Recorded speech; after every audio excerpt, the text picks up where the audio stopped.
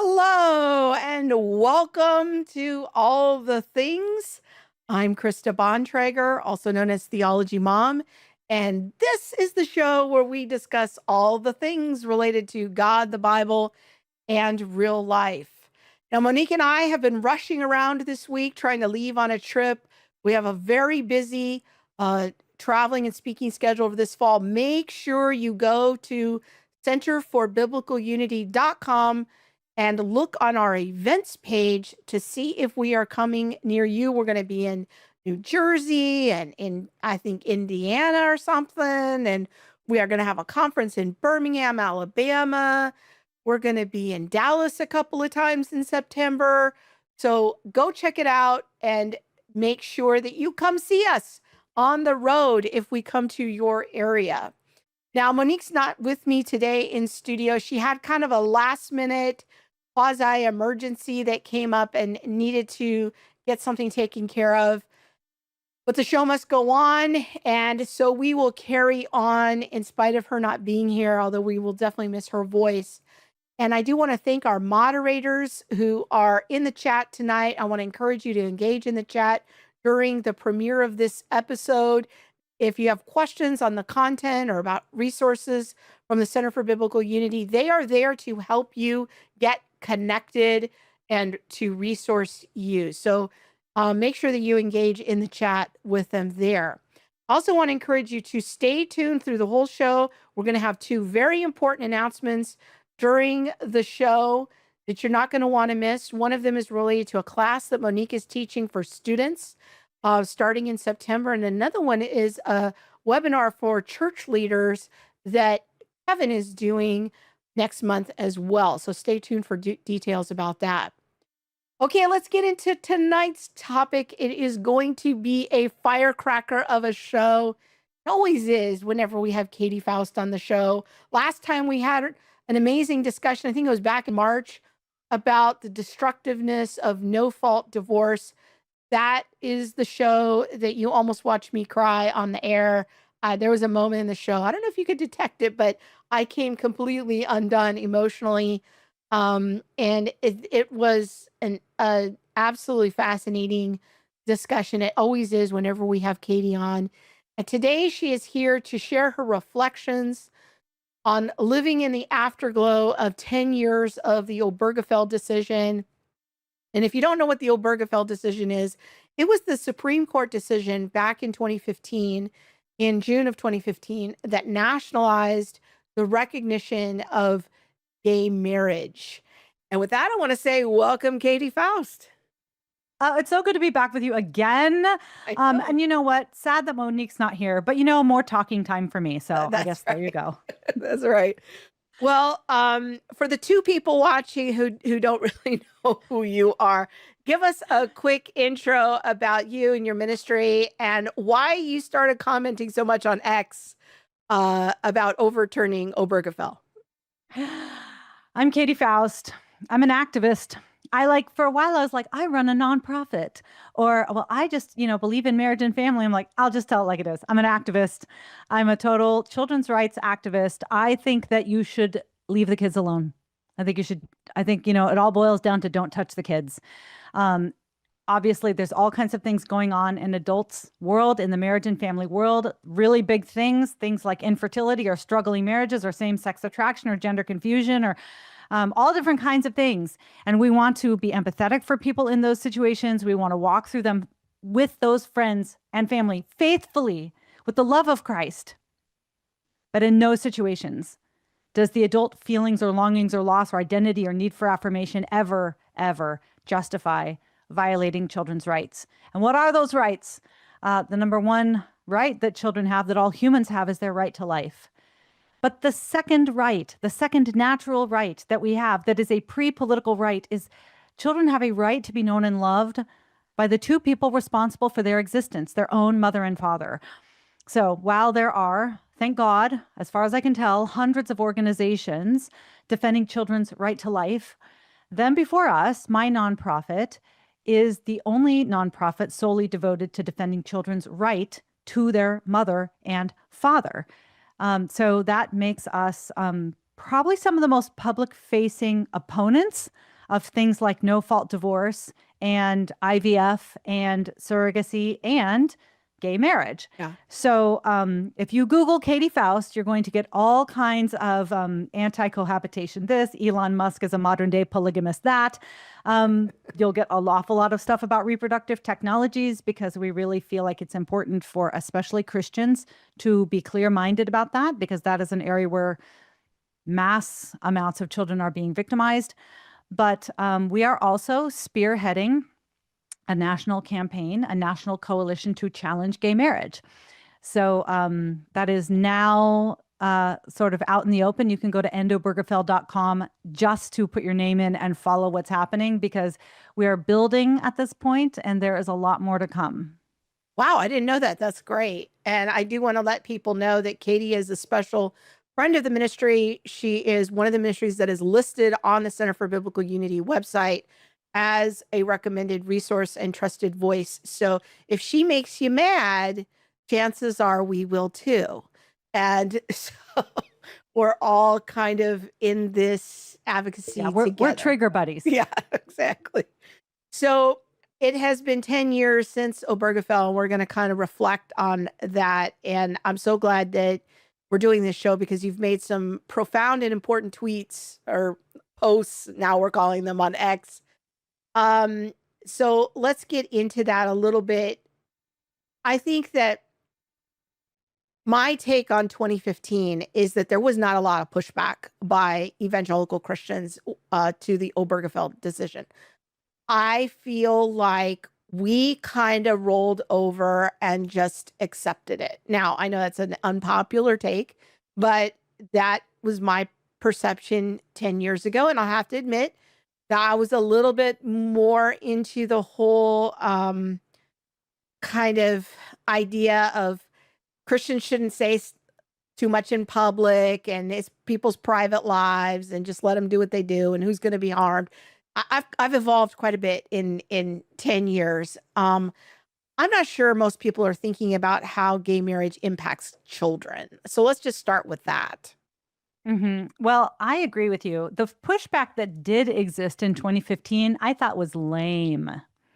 Like, a lot of it was stuff that I'm like, okay, that's true, but it doesn't actually motivate me to lose my friends, which is really what Yeah. was at stake Yeah. back then. It was either you support gay marriage or you're awful, hateful, homophobic bigot. When the reality is, pretty much every Christian and conservative really loves their gay family and friends and have demonstrated it and are willing to sacrifice and love the people in their life that disagree with them. I know this because I am one of those people. And I've also met hundreds of other conservatives and Christians who also love their gay family and friends, who serve and sacrifice for them. But that kind of emotional manipulation, I think, was really effective back in 2015. Now, I think the LGBTQ activists have so overplayed their hand that people are like, you know what? I'm out. I tried to be as nice as I could, but you guys just couldn't stop. You were shoving it down our throats. It didn't stop with gay marriage. You know, it went on to the locker rooms and the dressing rooms and the pronouns and really the co-opting of like women's sports and all of that. So I think that, number one, people feel like they're a little more free to speak up now. All of the name calling has kind of lost its power. And we've been able to see some of the effects, that it really was not just a decision of, well, this is just the private life of two men or two women. The truth is that this has had a society-wide impact, not just because of the T, which kind of overtook the L, the G, and the B, but there has been an utter transformation in the legal space as it relates to marriage and family. And there were some of us who said before gay marriage was legalized that when you redefine marriage, you redefine parenthood. When you make husbands and wives optional in marriage, mothers and fathers become optional in parenthood. Now, that's a problem because the law can say that mothers and fathers are optional, but for children, they never are. So that's what we do. Then before us, we talk a lot about the impact and the harms of mother and father loss. And unfortunately, we're seeing that ramped up over the last 10 years. And now we're seeing it legally endorsed, you know, state by state and in a variety of different statutes. Yeah, and I think that we were told 10 years ago that redefining marriage would have certain benefits, like people being able to go to the hospital rooms for their loved ones, or inheritance issues, or home ownership, or these sorts of things, and that this will fix that problem. And I am not convinced that that's really what any of this was actually about. That it's had a far more, I mean, people who talked about the slippery slope 10 years ago and who said, this is just going to open the door for a lot of sexual chaos. Those people were kind of ridiculed and marginalized as being extremists. The gay community kind of told us that that wasn't going to happen and that's not what would be. But here we are a decade later. How have things actually played out? Well, the sexual chaos has definitely arrived, and a lot of people can see it. You can see it in the drag queen story hours. You can see it in the comprehensive sexual education that is spreading all throughout our public schools, even down to kindergartners. So, all of the cultural effect has sort of been hard to avoid. But I think the things that are, I think, even more damaging have been harder to see. And it's things that we obviously are aware of it them before us because we are working with our state level allies to try to fight some of the different legal overhauls that have been taking place on the ground as it relates to marriage and family laws that have been a direct result of gay marriage. And it's not something a lot of people know about. So just, a few examples. Um, when you say, like, what did Justice Kennedy say when he wrote his opinion in Obergefell? He said that same sex couples cannot be denied the constellation of benefits that go along with marriage. Now, maybe what he was thinking, and certainly what a lot of the activists were trying to say, is just what you said. We want tax benefits. We want to be able to visit our partners in the hospital. We want to be able to have joint home ownership. Okay, I actually think some of those are legitimate, and all of them could be accomplished without marriage. What kind of constellation of benefits go along with marriage? Children. Mhm. Children do. Because throughout our common law tradition and really in the cultural imagination, marriage and children go together. They had to argue based on a non procreative definition of marriage to get gay marriage to begin with. They had to argue saying, well, gay marriage has nothing to do with children. I mean, there's lots of heterosexual couples that don't have kids. And if they don't have kids, then maybe gay marriage can happen without kids. So then we passed this new law on the understanding that marriage is not necessarily a procreative union. And then they turned around and they said, okay, give us kids. Since we can't be denied the constellation of benefits, and because marriage has to do with children, now based on our non procreative definition of marriage, we want you to give us children. So now, because there could be no distinctions between homosexual couples and heterosexual couples, the law had to accomplish what biology prohibits. And that is making two people of the same sex parents of a child. So now, if two men are going to be treated equally as a man and a woman in a marital union, these two guys need to have the same access to children as the man and the woman. And that requires a total legal overhaul. So I can get into that if you want. No, I think, immediately what's coming to my mind is a very controversial post you made a couple of years ago when Dave Rubin, who is a homosexual and a political conservative commentator, we'll call him that, libertarian/conservative. He made a post that he and his partner were expecting two children. It was basically a birth announcement. Mm-hmm. And the whole conservative universe came on there and said, congratulations. Katy Faust came on there and started talking about the impact on the children. Mm-hmm. And I think that it's important for us to make very clear and plain what you see as the impact on children or in that situation. Dave Rubin seems like a perfectly nice guy. He's a quote unquote conservative. He has probably a loving partner. So what's the big deal? You're not, why can't you just be happy for these people? What's the matter with you? Yeah, yeah. Why can't you be happy for these people? Well, because they're destroying the rights of children. That's why. Generally, I'm a very, very nice woman. I really like go along to get along. On the scale of like agreeability, I'm like an 85% out of 100 until you come for the kids. And then I can go a little postal, to be honest. And that was one of those situations where you had, and I would say what was interesting about the Dave Rubin announcement is a lot of the big name conservatives, the major platforms were congratulating him. But the normie Christians and the ordinary conservatives are like, excuse me, I'm sorry. I thought that we liked the family. I thought that we were down with the traditional values. I thought that you, PragerU, were the ones making videos. Because there was a saying, "Honor your mother representative and from father." PragerU who came on there Yeah. with the congratulations, but it was you and Allie Beth who really were like, No. I have a different point of view here. Yeah. And it's the child's point of view. So what do children need? To whom do they have a natural right? They have a natural right to be known and loved by the two people responsible for their existence. Why does that matter? And I'll give you the quick breakdown. Number one, because only those two adults grant something that children crave, and that is their biological identity. It is very hard for children to answer the question, who am I? If they cannot answer the question, whose am I? And Dave and his husband, David Janet's children, are missing 50% of the piece when they ask that question, who am I? They'll be like, well, this kid is the son of Dave Rubin, and this girl is the daughter of David Janet. But that guy doesn't really have anything to say about my genetic identity. And somebody out there is the other half of me.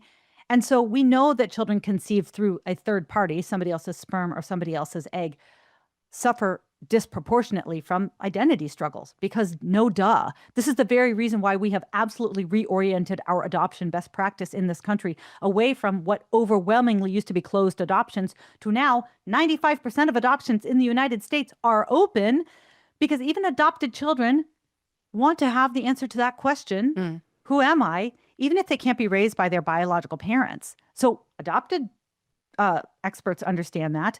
But the world of reproductive technologies actually prefers anonymous arrangements because it's a little less complicated for the adults. So number one, biology matters to kids as it relates to their identity.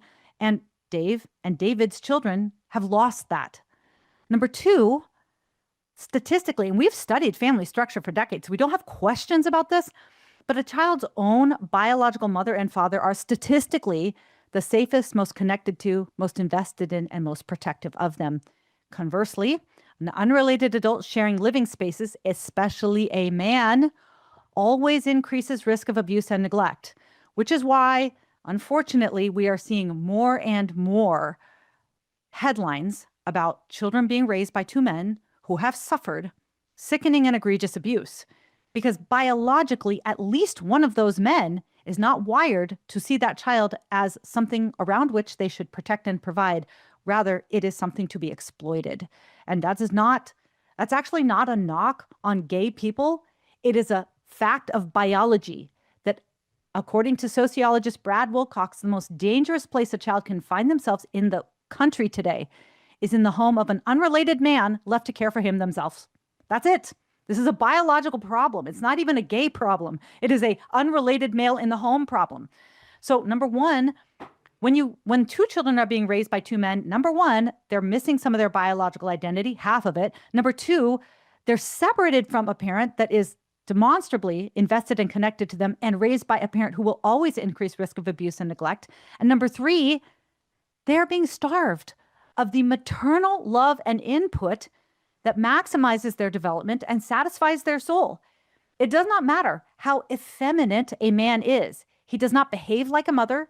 He doesn't act like a mother, and he does not satisfy the child's longing for a mother. And if you want a deeper dive into this, you can go see my conversation with Jordan Peterson, where obviously he, because Jordan has a lot of experience with touching grass as it relates to the human experience, he agreed, yeah, mothers can't be replaced, even by freezers full of breast milk and on-demand nannies all through the night and maternal figures. Like, mothers are primal and primary to children. So when you look at it from the child's perspective, you can say it doesn't matter how wealthy you are, how good of a parent you are, whether or not you can diaper a child better than I can, which maybe they do. What matters is the fundamental rights of that child. And in the case of those two gentlemen, they have denied their children those rights. Hi, this is Kevin Briggins, Director for the Center for Biblical Unity, and we would like to invite all pastors and church leaders to a free webinar where we discuss how to lead your church through race and justice issues. One thing I've learned through my years in ministry is that these topics can be difficult in today's polarized culture and with various voices pulling congregants in many different directions. This is why we at the Center for Biblical Unity believe in equipping pastors to shepherd their flocks faithfully through these issues.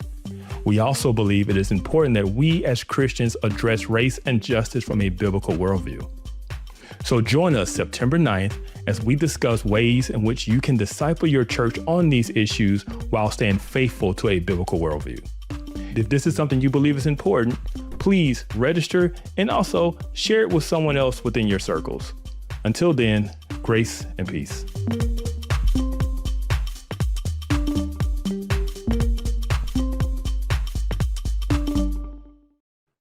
What we're seeing and hearing in the culture is the only thing that matters is, families come in all shapes and sizes, and it just matters that they have loving parents, and we're not going to get caught up in the sex or gender of the parents as long as there's loving parents in the home.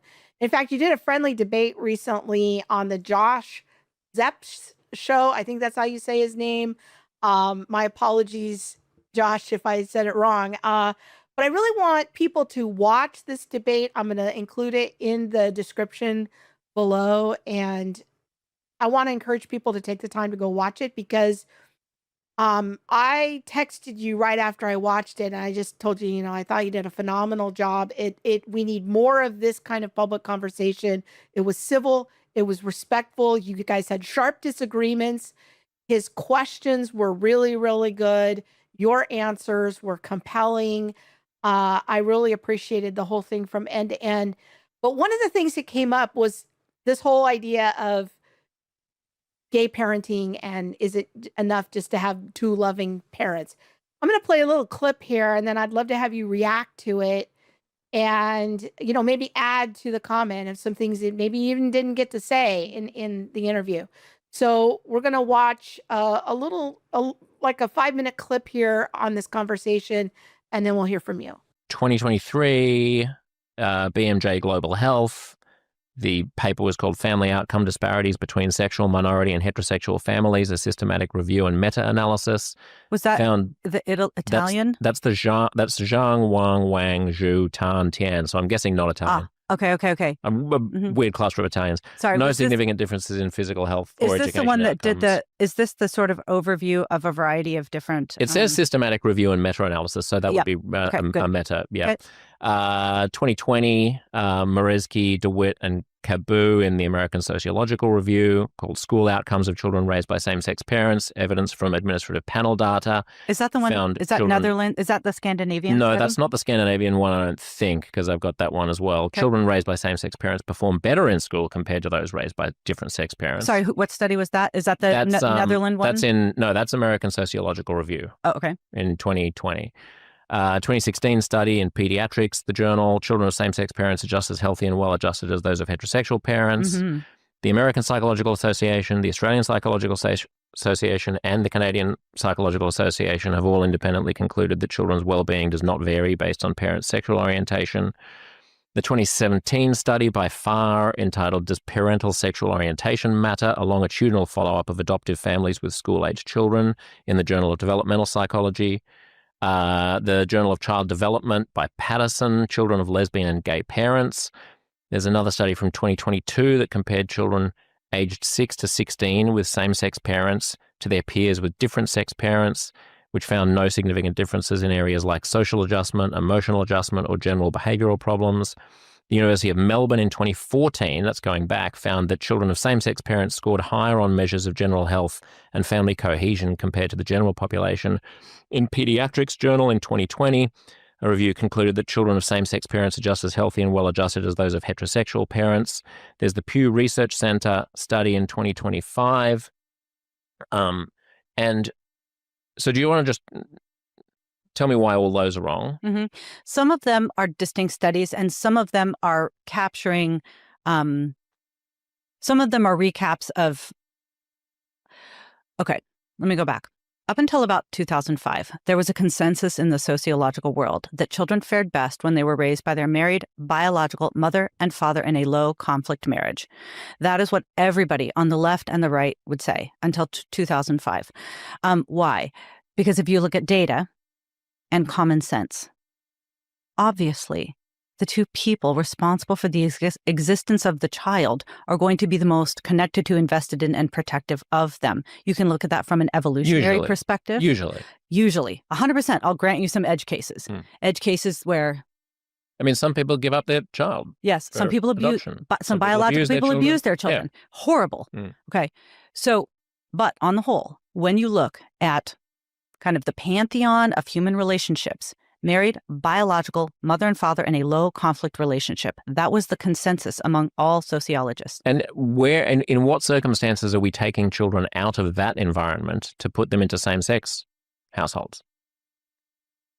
Well, I'd say culturally, legally, and technologically, we've absolutely overhauled things to do exactly that. But we can get to that after we test the data. There is no universe in which children who would otherwise be brought up in a heterosexual family with biological parents are not getting that, because they're getting something else. Because we've created systems where we can design and purchase and legally extract children from their genetic mother or father through the combination of reproductive technologies and overhauling our parenthood laws. Only when that mother and father were not going to raise that child. Sure. So we've said it's okay to sell your children, and I actually don't think that that's Well, I mean, we can talk about the commercial side of things, right? But that's a distinct question from here is this ideal family, and we're not giving the children that ideal family. Sure. There is no universe in which the children who were going to have that ideal family are being taken away and raised by same-sex families or that's one way to think about it. The other way is we are now manufacturing and in some places incentivizing the creation of motherless or fatherless children. Do you think that's true?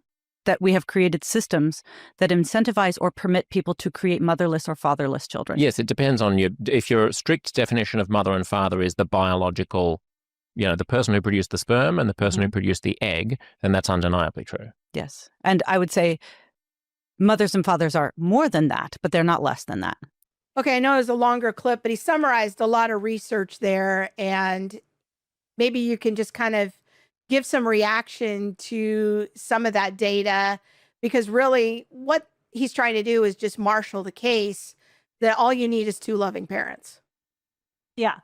Well, I actually wrote about this interview in a Substack that I did a week or two ago called my 5 biggest regrets after I've started a nonprofit. And one of them was, in that interview, I had so many opportunities to corner him. But he moved from one thing to another, and I'm like a shiny object. Oh, you want to talk about this now? Well, let's talk about this now. If we had just held there, what I should have said when he goes through the list is, a lot of junk studies does not make for a solid consensus. And just because you have the American Psychological Association, the Canadian, they are summarizing data that is subpar. And another couple weeks ago, I was on a plane sitting on a tarmac, and what had just come out? Oh my gosh, the story of the guy who had procured the surrogate-born child, and the video of him and his partner kissing the baby every month for the first 12 months of the baby's life went viral. And then they found out that the guy was a convicted sex offender. Right. And so people were asking Grok, hey, Grok, what are the outcomes for children with same-sex parents? And Grok was spitting out every single thing that Josh Zepps was spitting out, because there's so many studies that suck. And Grok is just pulling from everything that's on the web. But just because you've got low quality studies, that does not overturn the consensus of what sociologists have always recognized, which is that a child's own married biological mother and father in a low conflict relationship is the best foundation for child thriving. That is what sociologists on the left and right used to say. So all that to say, he can list all the different studies. I mean, there's 75 he could have listed. There's this study here, there's that study here. And a lot of them, like I said, are summaries of one data set spun in different ways. Even one of the ones that he mentioned, the Patterson study that supposedly showed that children do even better in school. Well, Paul Solons actually looked at the criteria they used, and Patterson mischaracterized several of the children. He named the ones, there were several that were actually raised by heterosexual couples that he put in the same-sex couple basket. Once he properly categorized and took out the heterosexual couples, he found that the children of same-sex couples had higher anxiety and did worse in school. And so I did not come as prepared. I actually had 24 hours to prepare for that interview. I didn't know what was going to happen. It would have been better for me to have known something about all 75 of those studies, so I could have asked the question right there on the spot and correct him. And I wasn't ready for that. So that's a regret. But also, I think that what you see there is we were talking about studies, but then he switches it and he goes, okay, but there's no children that are being raised by heterosexual couples who were taken from their heterosexual parents, right? I mean, he tries to frame it as nobody's stealing these children. Right. And in that sense, this is another example, kind of like the Dave Rubin example. Do not let the other side frame the debate. The debate is not, are children being violently removed from their heterosexual parents and given to homosexual parents? The question is, do children have a right to their mother and father?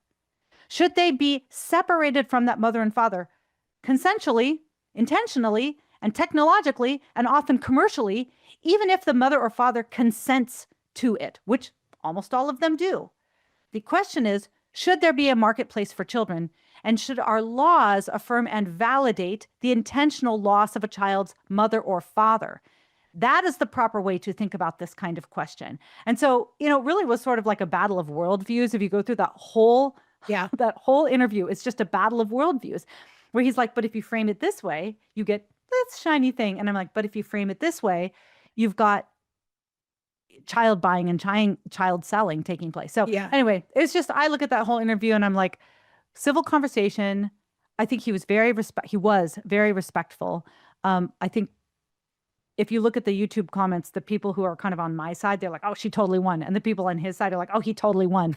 I'm like, well, that's probably a good debate where both sides feel like they were accurately represented. But I look back at that and I'm like, Katy, why can't you not be distracted by shiny objects? That's all I see when I look at that interview. So is your position then that the scientific research doesn't really bear out the claim that all a child needs is two loving adults, two loving parents? It doesn't matter what sex and gender they are. Is your contention that the studies that are frequently pointed to are either not designed properly or not interpreted correctly, or there's some fatal flaw in the study? Is that your claim? They're not designed properly. Okay. And Zeps even admitted that. He said, well, a lot of these studies don't use, like you mentioned, they don't use random participants. They're not large sample sizes. They're largely recruited mothers and fathers. And, and in addition, they're usually self-reported where the parents are saying of their 7-year-old, my child loves this, they're doing great, which is very different than evaluating that child as a 27-year-old, asking, have they ever experienced depression or anxiety? Were they on an IEP at school? Did they experience sexual abuse? Were they ever on any kind of antidepressants? I mean, those are two very different metrics to use. Like, how does the parent think they're parenting versus how did the child actually experience their life growing up? Okay, so there's a lot of problems with that methodology. And actually, if you go again to our Substack, I kind of recount this conversation that I had with Grok because I was like, Grok, look, you're spitting out all of this junk. There's lots of junk science that produced a junk consensus. But I was like, Grok, if you take those 79 studies or, 82 studies or whatever, and you only gave me the studies where there was random participants, they actually evaluated the outcomes of children, not the self-reporting of adults. They had adequate control groups. The sample size was large enough to extrapolate to a population-wide set. How many studies are we talking about? And Grok's like, 5.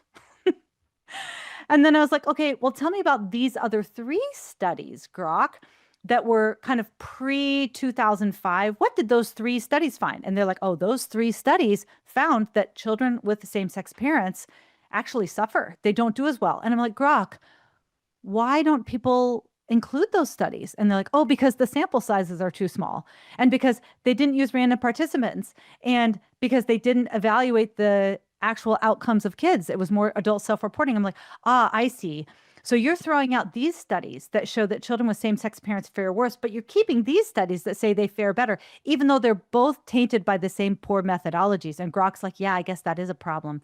And I was like, Grok, tell me, and this is a point I also made with Josh Sepps, tell me, whenever researchers are not studying same-sex parenting, don't they all agree that biological parents invest more, are connected more, and more protective of kids, that unrelated adults increase risk of abuse and neglect, that mothers and fathers offer distinct and complementary benefits to children, that losing a mother or father to death, divorce, abandonment, or reproductive technologies is harmful? Isn't that what sociologists agree on when they're not looking at same-sex parenting? Grok. And Grok was like, yes, that is true. All of those things are true. And I said, okay, Grok, then tell me why you suddenly had 10 or 15 years of sociologists going, actually, there's no difference. Did human nature change, Grok? Or was there massive amounts of bias within academia where you could say they were ideologically captured? Is that probably the more plausible explanation, Grok? And Grok's like, yeah, that's actually what happened. There was so much money and influence that researchers felt like they can't be honest. I was like, okay, thanks. Thanks. Now, that did not permanently change Grok, because I saw other people asking questions like, how do kids with same-sex parents feel? Yeah. Below my thread. And Grok's like, they do great. 79 studies show that overall or sexual orientation of parents doesn't have blah, blah, blah, blah, blah. So all that to say, the research showing that children with same-sex parents faring no different, all of those come from studies that don't have, not all of them. There's one or two maybe that use good methodologies that show that there's no difference, or maybe that on some of them, their academics are better, but the vast majority show a serious detriment to kids with same-sex parents. And that is the logical conclusion, because two adults of the same sex can never both be biologically related. And that tends to be the place where you find the safeguards for child protection, child thriving, and child development. It does make me ask some questions about whether or not the academic literature is kind of rigged in terms. It's rigged. Yeah. Like, it is rigged. Like, there's no other way to put it. It is rigged. The Heritage Foundation actually did in 2015 kind of a diagnostic of all the different studies. And they said 0 studies that used random participants found that the kids are doing fine. You have to recruit a certain participant to get the outcome that you want. That is called rigged. It makes me wonder if you could even get a study published that didn't get the accepted results, and what obstacles those researchers might face, or whether there are researchers that can get grants to probe and put together a study in a more unbiased way. It just makes me have a lot of questions. I used to work with scientists for 20 years. And so these are the kind of thoughts that pop into my mind. You're right to have questions. Yeah. And no. These kinds of things couldn't get funded through a typical university. Yeah. It would take an independent funding source. And then, of course, if you come out showing what is obviously true, that there's going to be some detrimental impact, everyone would say, oh, well, it was a Catholic university that funded it. So, yeah. And you know what? Like, we actually used to have, for example, child abuse incident reports collected by government data every 10 years. We haven't had any of that since 2010. I think that they are just hesitant to report any family structure difference at all, because it always proves the superiority of the natural family. So when we're thinking about people who might bring up what you call in that debate edge cases, they might say, well, I know somebody who was raised by gay parents and they're perfectly fine, or that traditional families, they abuse their children too. There's no difference. I think you did a really good job in the debate of differentiating between these are the things that are the most likely to be true and edge cases. Can you just talk to us a little bit strategically how you navigate that in a conversation to keep the conversation on track and not feeling like you have to answer each and every edge case? It's so interesting. I'm not going to say I'm like Jesus or anything, but my youngest and I were watching The Chosen last night, and it was the episode where the Pharisees challenged Jesus, and they're like, taxes or no taxes, right? And they're trying to pull him off course. And so you answer the edge case by first recognizing the rule. You first establish the rule, and the rule is there are some things that belong to Caesar, but there's a hell of a lot that belongs to God. And so first you land on the rule, establish the rule, see if there's agreement on the rule, and then you can address the edge case. But typically what the other side is going to do is they're going to first appeal to the edge case. And the edge cases tend to be the more morally complex, right? In the abortion debate, it's the what about rape and incest?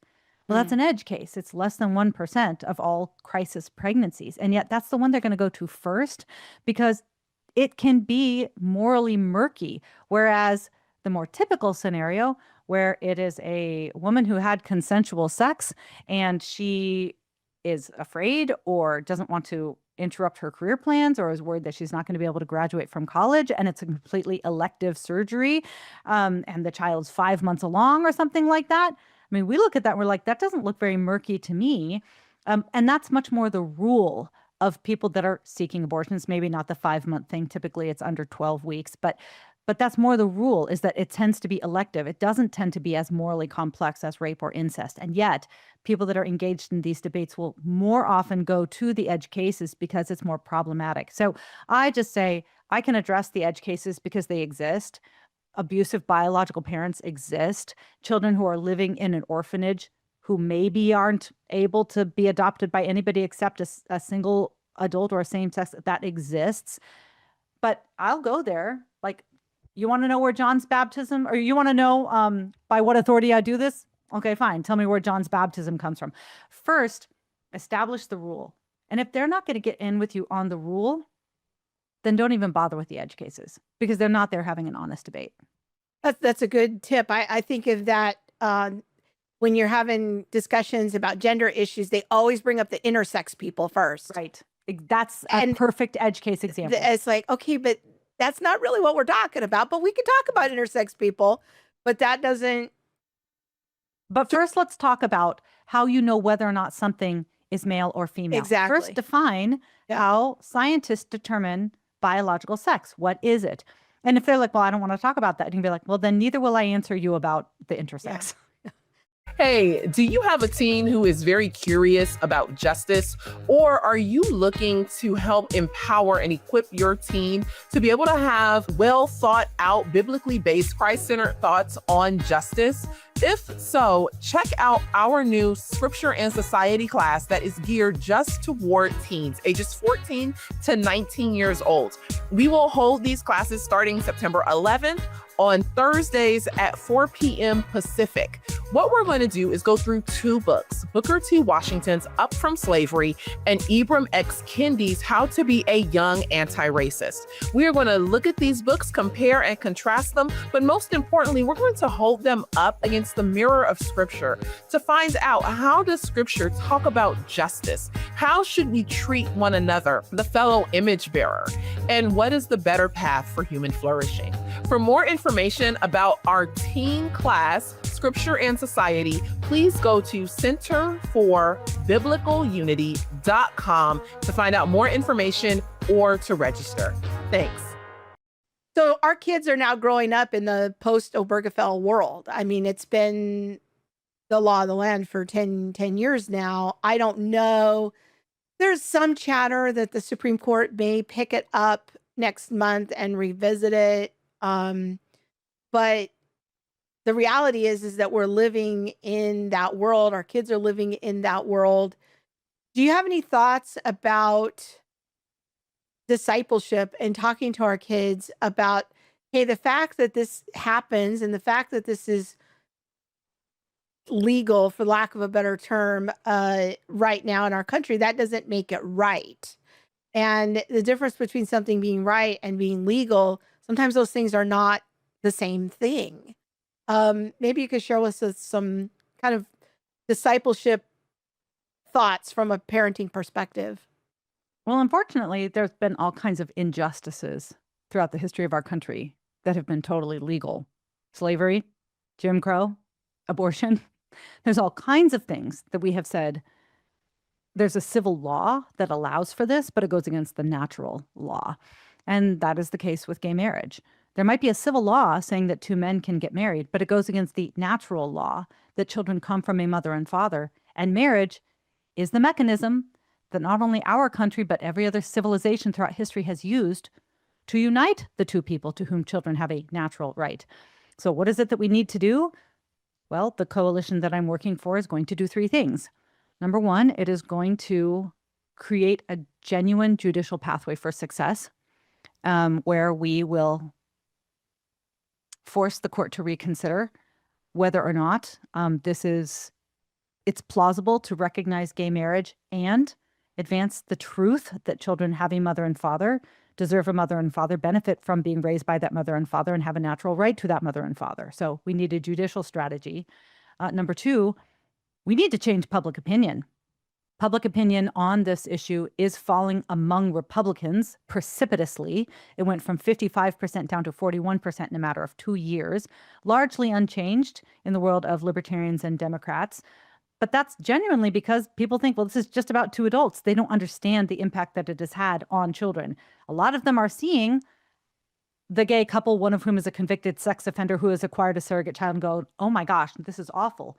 Well, We need to connect the dots between that and gay marriage, and the dots are only one hop away from each other. Well, yeah, and I wrote on X, I tagged you in a couple of posts of like, Katy Faust has been screaming about this for years.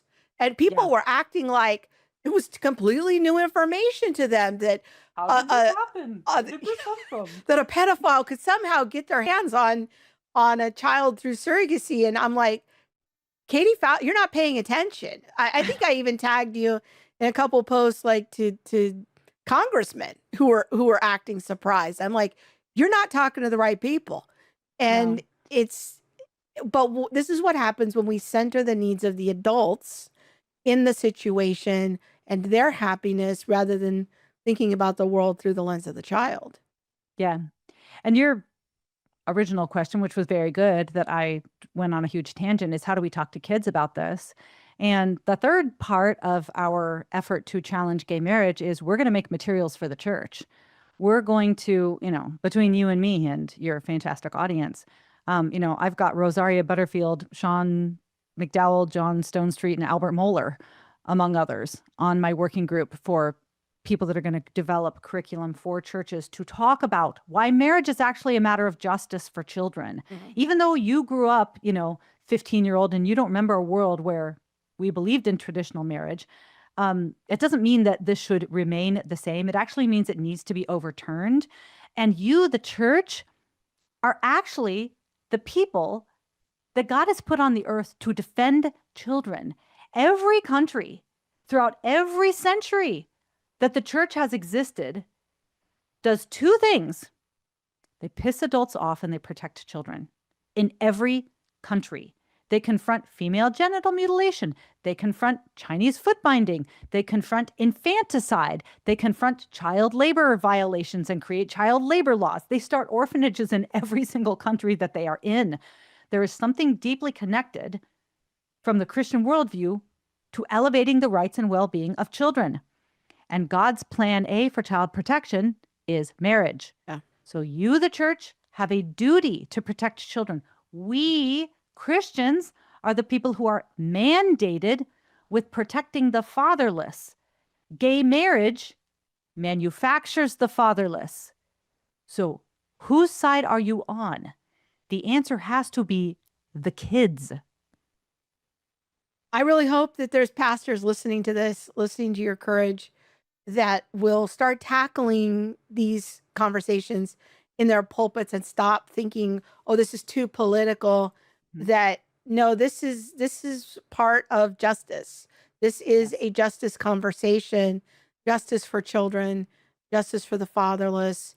I want to commend pastors. If you are not already following Katy on social media and her work at Them Before Us, to fix that immediately and introduce your people to her work and what she is up to. And again, if you don't like what Katy has to say, um, you're probably not going to like what Monique and I are up to either, because our ministries are very similar. We're fighting for justice on different fronts and on the same front.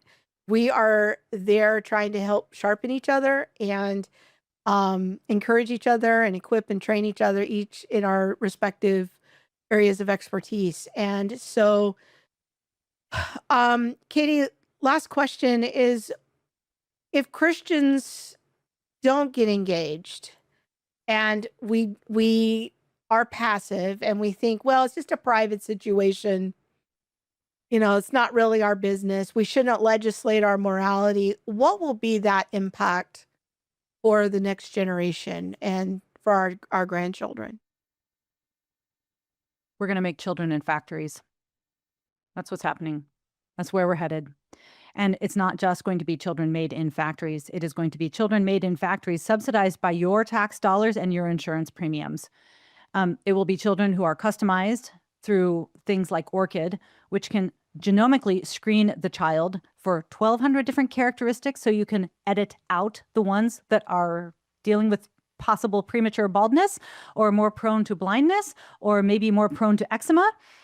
You will be able to create a designer child. We already have that happening now. We already have marketplaces of donor sperm and donor egg, which is just purchasing egg and purchasing sperm, that you can take advantage of now. We already have commercial processes to rent the wombs of women, and that is going to be a lot easier. China says that they have an artificial womb that they are going to start using in 2026. It does not get better from here. If you cannot fundamentally defend the rights of children, their right to life and their right to their mother and father, you are talking about some of the most dystopic scenarios. You think that you're concerned about child trafficking now? Just wait. Just wait until you've got factory floors of ectopic ectogenesis, in vitro gametogenesis tanks where we're breeding children, and robot nannies get to decide whether or not you increase or decrease their nutrition and their oxygen levels. I mean, that is where we are headed. It is not going to be that long from now. So whose side are you on? You can be on the side of children, and you probably are going to pay a social cost, or you can keep your friends, and children are going to be victimized, and you will answer to your Lord for that. Because this is not an option for Christians, especially. Like, this is millstone territory. You have to decide, whose side are you on? And the Christian's answer always has to be, I am on the side of the children. With that, I'm going to say thank you, Katy, for making time to have this very important conversation with us. And we appreciate you very much. Well, I love the Center for Biblical Unity. And I love when all your stuff pops up on social media. And if you guys are not subscribed to this channel, do it. And if you're not donating to their ministry, you also need to do that, because there's nobody else in the space doing what Monique and Krista are doing. And they really, really deserve your support. Thank you very much. See, I told you it was going to be a great conversation. Lots of amazing content that Katy brings to any discussion. I hope you found it helpful. Make sure to check the description for further resources. And I do want to let you know that All the Things is sponsored by the Center for Biblical Unity. And we are here because of the generous support of people just like you. We are not funded by a big industrial complex or a big foundation. We are funded by regular people who give to this ministry because they believe in the work that we're doing, and they want to keep Monique and Kevin and I deployed in ministry as much as possible. And we are so grateful to those of you who financially partner with us. But if you do not financially partner with us currently, we want to encourage you to go check out our donation page and find out more about our work and what we're up to. And we would love it if you would prayerfully consider and ask the Lord about whether or not you might be a part of our support system. We love it when people pray for us, and we love the fact that we see your engagement online and in the comments. But financial support is vital to keep this ministry going. And we would love it if you would come and partner with us, link arms with us as we fight for biblical unity and biblical justice in this time of cultural chaos and confusion. And we will see you in 2 weeks. We're going to be having a conversation with Dr. Joe Rigney about his book on empathy and really trying to probe the question of, are there times when empathy can actually become sinful? It's a very provocative question. Many people are talking about it on social media, and we want to explore it in some detail. So we will see you then. Have a good week, and God bless.